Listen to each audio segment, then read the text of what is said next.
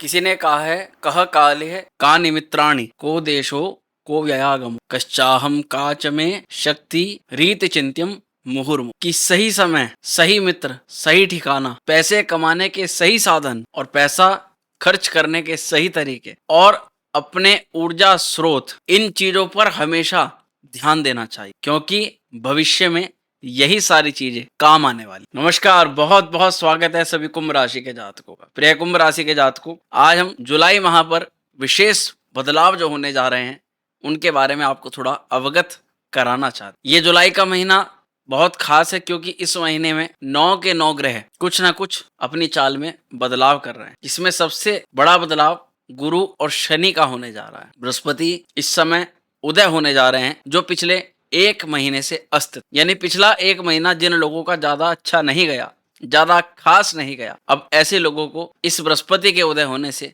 कुछ राहत मिलने जा रही। और वहीं पर शनिदेव का वक्री होना अपने आप में इस चिंता का विषय बनाता है क्योंकि जिन लोगों पर शनि की 7.5 अथवा शनि की ढैया चल रही है वे कहीं ना कहीं शनि के वक्री होने पर चिंतित हो जाते हैं। हालांकि आप सभी को बता दें कि बहुत शीघ्र शनि के इस वक्री प्रभाव के बारे में एक वृहद चर्चा आपसे शेयर करने, वार्तालाप के माध्यम से आपसे चर्चा करेंगे, लेकिन उसकी जानकारी केवल उन्हीं लोगों को मिल सकती है जिन्होंने कहीं ना कहीं हमारे साथ जुड़ाव स्थापित किया है। और आपको पता है कि YouTube के माध्यम से सब्सक्राइब और बेल आइकन को प्रेस करके ही एक अच्छा कनेक्शन बनता है। तो प्रिय जातकों, अगर वो जानकारी आपको चाहिए और आपने अभी तक हमारे चैनल को सब्सक्राइब नहीं किया है तो बहुत शीघ्र आप चैनल को सब्सक्राइब करके बेल आइकन प्रेस कर दें, वरना बहुत महत्वपूर्ण जानकारी मिस कर सकते। चलिए, आज हम पूरी तरह से आपके जीवन के हर क्षेत्र को छूने का प्रयास करेंगे और लगभग जिस भी क्षेत्र के आप प्रश्न करने जा रहे हो उन सभी के उत्तर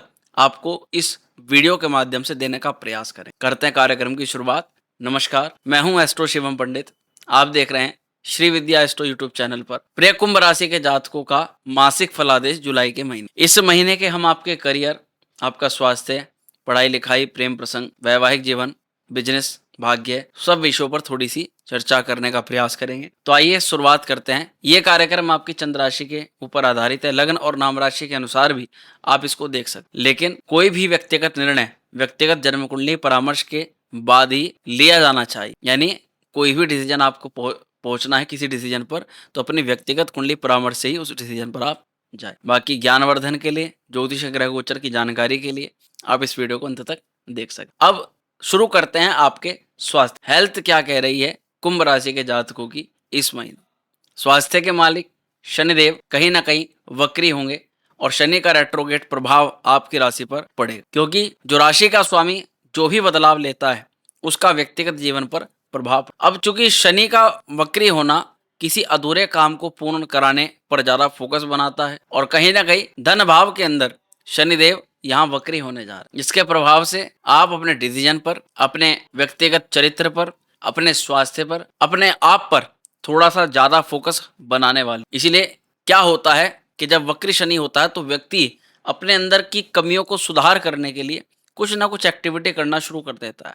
उदाहरण के तौर पर आप कुछ ना कुछ काम कर रहे हो लेकिन आपको पता होगा कि उस काम में अभी तक आप परिपक्व नहीं हुए, या परिपक्वता तक अगर पहुंचना है तो कुछ शुरुआत आपने नहीं करी, कुछ हेजिटेशन आपको रही, कुछ घबराहट आपको रही, जिसके कारण से आपने वो शुरुआत नहीं करी। और उसके अन्यत्र कई सारे ऐसे लोग जिन्हें ना तो आपके समकक्ष नॉलेज थी, जिन्हें ना आपके समकक्ष कुछ चीज थी, वो केवल और केवल शुरुआत के दम पर ही आज बहुत आगे बढ़ चुके। तो कहीं ना कहीं आप उस क्षेत्र पर, उस फोकस पर ध्यान बनाओगे और वो काम जो आपने अब तक नहीं किया, जिस काम को करके ही आपकी उन्नति होनी थी, उस कार्य की शुरुआत ये शनि के वक्र काल में आप करने जा रहे हैं। अच्छा, कोई भी ऐसी शुरुआत जिस काम को हमने हेजिटेशन में अब तक नहीं किया तो जाहिर सी बात है शुरू करता हुआ जो व्यक्ति है वो बड़ा हेजिटेट होता है, उसे लगता है इसमें सफलता मिलेगी भी या नहीं मिलेगी। इसीलिए वक्रे काल शनि के प्रभाव में आपको थोड़ी तो असुविधा होगी, लेकिन यह शनि आपके उस अधूरे प्लेटफॉर्म को, अधूरे काम को पूर्ण करा दे। अब जब बात स्वास्थ्य की आ ही गई है तो 1 से लेकर के 17 जुलाई तक का थोड़ा टाइमिंग जान लेते हैं हेल्थ को लेकर। हेल्थ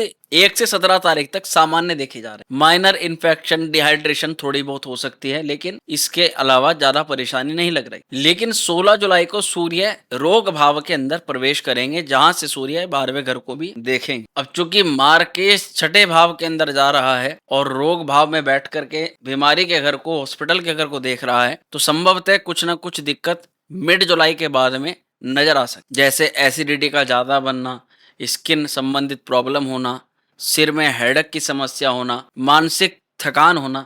लेकिन सबसे संभवतः जो यहाँ पर देखने वाले विषय है, इस समय हमें कंपटीशन में, हमें शत्रुगत परिस्थितियों से बहुत सावधान रहना पड़ेगा, क्योंकि बहुत सारी ऐसी चीजें हैं जिनके कारण से, टेंशन से होने वाले रोग लगभग 16-17 जुलाई के बाद से संभवतः देखे जा सकते। तो थोड़ा गोपनीयता बना करके काम करने की आवश्यकता इस महीने पड़ेगी। इसके अलावा अगर हम विद्यार्थी वर्ग के लिए बात करें, तो पढ़ाई का क्या हाल दिखाई देगा इस महीने। भाई, कुंभ राशि के लिए विद्या भाव के स्वामी कौन बनते हैं? बुध महाराज। इस महीने के मोस्टली मिड पार्ट तक बुध की जो गोचर अवस्था है वो सामान्य चल रही है, अच्छी चल रही है, लेकिन इस महीने में बुध वक्री भी हो जाएंगे। और साथ ही पंचम स्थान पर गुरु शुक्र का योग भी बनेगा, और ये योग मुख्यतः इस महीने के लास्ट टर्म में जाकर वहां पर पहले ही 6 तारीख के लगभग बृहस्पति महाराज उदय हो जाएंगे।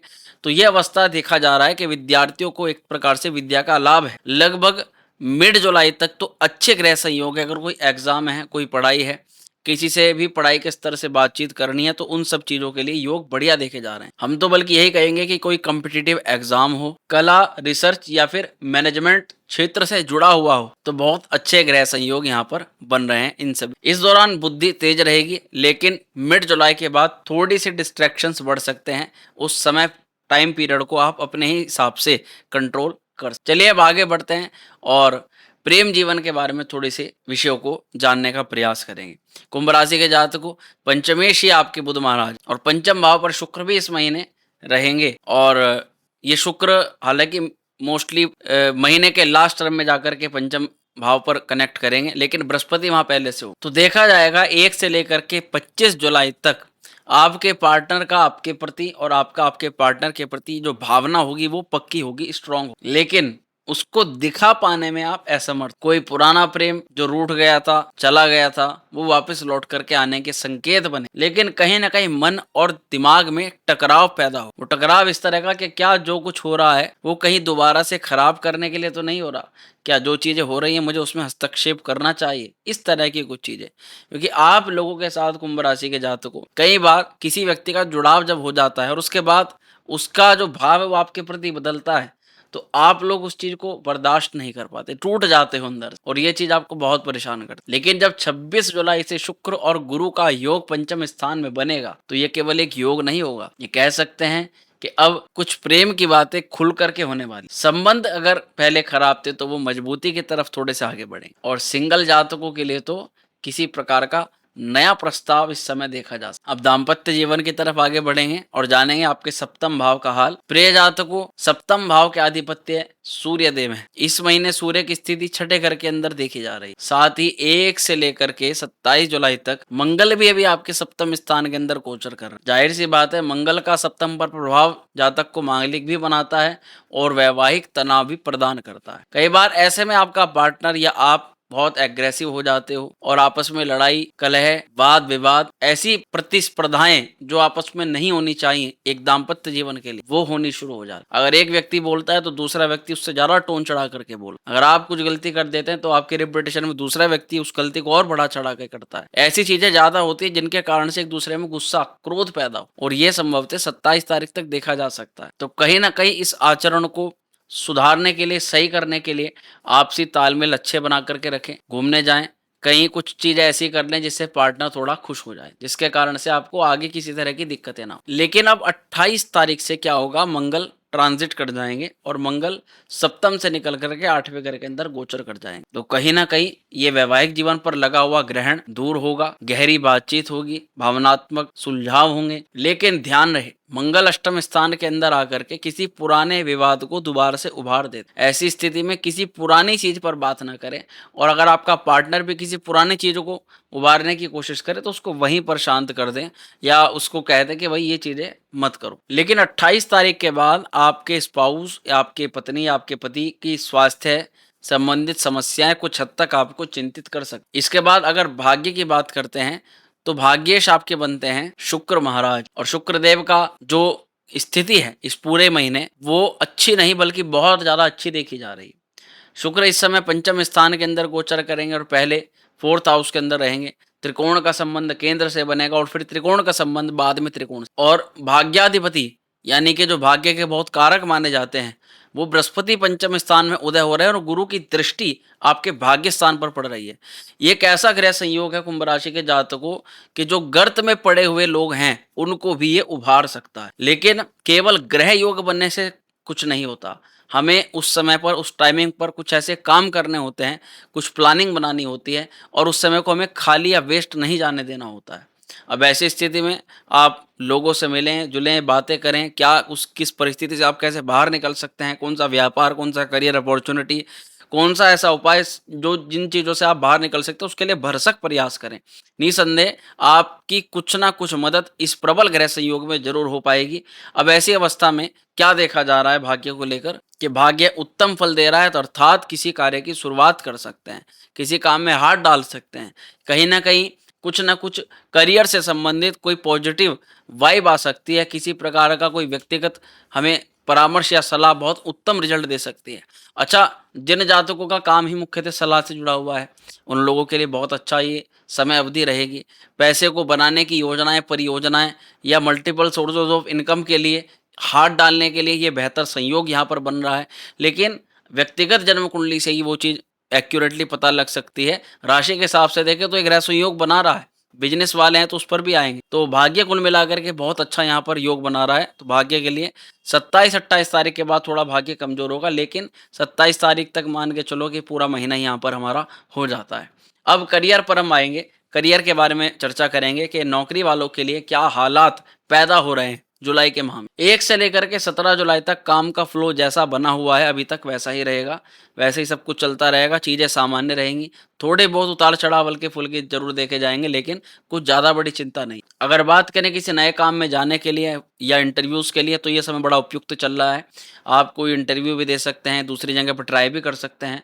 बहुत पॉजिटिव संभावना है कि वहाँ से आपको पॉजिटिव रिजल्ट सामने आपके आ जाएं। लेकिन 18 जुलाई से ना बुध वक्री हो जाएंगे, रेट्रोगेट हो जाएंगे, सूर्य के साथ होंगे, छोटी छोटी गलतफहमी बन सकती है। 18 तारीख के बाद ज़्यादा कोई बड़ा डिसीजन करियर को लेकर के ना लें, जॉब को लेकर के ना लें। और अगर आपका कोई क्लाइंट है तो उसको कोई ऐसी बात उसके दिमाग में ना डाले, केवल अपनी ही ना सोचें, उसको भी सोचें कि जो आप बोल रहे हैं उससे क्लाइंट पर क्या असर पड़ रहा है, क्लाइंट आपसे पूरी तरह सेटिस्फाई हो रहा है या नहीं हो रहा। एक विश्वास चीज़ों के अंदर बनना चाहिए, कहीं ना कहीं विश्वास कमजोर हो सकता है, उस पर आपको फोकस बनाना।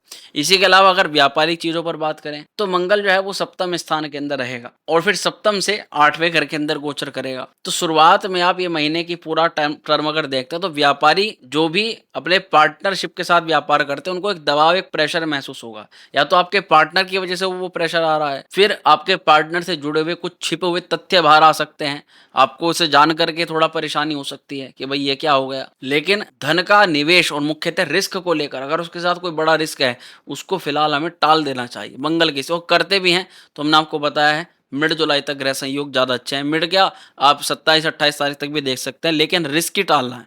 करते हैं तो पहले ही मिड तक आप कर सकते, लेकिन 26 जुलाई के बाद में नए आइडियाज़ के ग्रह संयोग अच्छे बन रहे हैं। 26 जुलाई के बाद में आप रिस्क फ्री होकर के काम कर सकते। अब समझते हैं कुछ अचूक उपाय के बारे में जो वर्तमान की ग्रह स्थिति को देख करके कुंभ राशि के जातकों को जरूर करना चाहिए। इसमें सबसे पहला उपाय बुधवार को गौ माता को हरी घास खिलाना और साथ ही बुधवार को तुलसी मैया का पूजन करना या तुलसी में जल अर्पित करना। साथ ही मंगलवार को मसूर की दाल का दान करना श्रेष्ठ उपाय रहेगा। प्रेम प्रसंग सुधारने हैं तो राधा कृष्ण मंदिर में जाकर गुलाब का फूल अर्पित करें। और देवगुरु बृहस्पति जो अत्यंत शुभ योग बना रहे हैं उसके लिए आप पीली वस्तुओं का दान कर सकते हैं। गुरुवार को किसी बच्चे को पुस्तक का दान करना बहुत अच्छा फल यहाँ पर प्राप्त होता है। और गुरु के मंत्र का जाप कर सकते हैं, ग्राम ग्रीम ग्रोम से गुरुवे नमः। और मानसिक रूप से आप विचलित ना हो, टेंशन ना हो, उसके लिए आप ओम नमः शिवाय पंचाक्षरी मंत्र का जाप कर सकते हैं। अब एक जरूरी सूचना अपने उन प्रिय सभी जातकों को जिनका जुड़ाव कहीं ना कहीं हमारे से बन चुका है। आप सभी व्यूअर्स का सबसे पहले तो बहुत बहुत आभार, बहुत बहुत धन्यवाद। आप लोगों के बिना ये सफ़र नहीं हो सकता था, आपका बहुत स्नेह में प्राप्त हुआ है।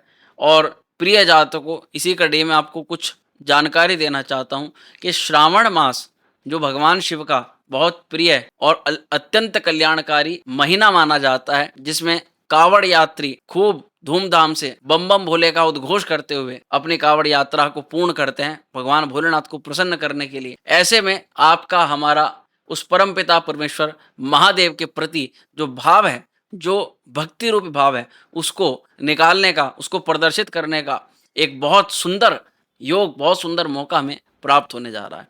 इस श्रावण मास में शिवार्चन प्रारंभ होने जा रहा है, जो कि श्रावण मास लगने पर और अंत तक चलेगा। ये शिवार्चन के बारे में क्या कहा गया है कि सर्वदेवात्मकः रुद्रा सर्वदेवा शिवात्मका। सभी देवताओं की जो आत्मा है वो रुद्र है और रुद्र के अंदर सभी देवता निवास करते हैं। अर्थात एकमात्र शिव अर्चन या शिवलिंग का पूजन करने से सभी देवी देवताओं की पूजा का फल स्वतः ही प्राप्त हो जाता है। और ऐसे में आपको पता ही है, भोलेनाथ तो बहुत भोले हैं, अगर कृपा कर दें किसी पर तो इतनी कर देते हैं कि उसको अंबार दे देते हैं। अब ऐसे में भगवान भोलेनाथ को प्रसन्न करके नवग्रहों जो हैं वो भी भोलेनाथ के अधीन हैं, तो नवग्रहों के दोष का भी निराकरण भगवान भोलेनाथ की कृपा के साथ साथ होना संभव हो जाता है। भगवान का आशीर्वाद हो तो क्या संभव नहीं। तो इसी कड़ी में शिवार्चन प्रारंभ होने जा रहा है, जिस पर हम एक बहुत छोटा सा एक योजना बना करके चल रहे हैं कि अगर हो सके तो उसमें लाखों लोग या जितने भी लोग हैं वो कम से कम समाविष्ट हों और अपने ही घर पर, कैसा हो कि वो अपने ही घर पर यथा विधि सामग्री एकत्र करके विधि विधान से एक बहुत शुभ मुहूर्त के अंदर श्रावण मास के अंदर ही अपने घर में व्यवस्थित तरीके से जिसमें वो कंफर्टेबल हो, उस अवस्था में भगवान भोलेनाथ का रुद्रार्चन करें। और ऐसा रुद्रार्चन हो कि आप घर में, परिवार में, परिसर में जहां पर भी हो, जिस भी अवस्था में हो, वहां पर उसको घर बैठे ही कर सको। तो अगर ऐसा तभी संभव हो सकता है जब आप और हमारा संबंध और थोड़ा सा प्रगाढ़ हो जाए। और उसके लिए करना मात्र इतना है कि व्हाट्सएप पर आपको ये लिखकर भेजना है कि हम रुद्र अर्चन में या शिवार्चन में सम्मिलित होना चाहते। जो प्रक्रिया, जो प्रोसेस, जो भी कुछ हम उसको बहुत ज़्यादा ऐसा रखना चाहते हैं ताकि कोई भी व्यक्ति हो, कोई भी लाखों करोड़ों कोई भी व्यक्ति ऐसा हो जो भी उसमें जिसका केवल भाव जागृत हो रहा हो, वो शिवार्चन से जुड़ सके। तो प्रिय जातकों, अगर कहीं ना कहीं आप भगवान शिव के प्रति अटूट श्रद्धा विश्वास रखते हैं तो एक प्रकार का मौका हो सकता है, पता नहीं भोलेनाथ वाणी पर आकर के क्या बुलवा रहे हैं, क्या काम करवा दें। तो अगर आप इसमें जुड़ना चाहें तो व्हाट्सएप के माध्यम से जुड़ सकते हैं। प्रिय जातकों, स्वस्थ रहें, खुश रहें, शीघ्र मिलते हैं अगली वीडियो में। तब तक के लिए हर हर महादेव।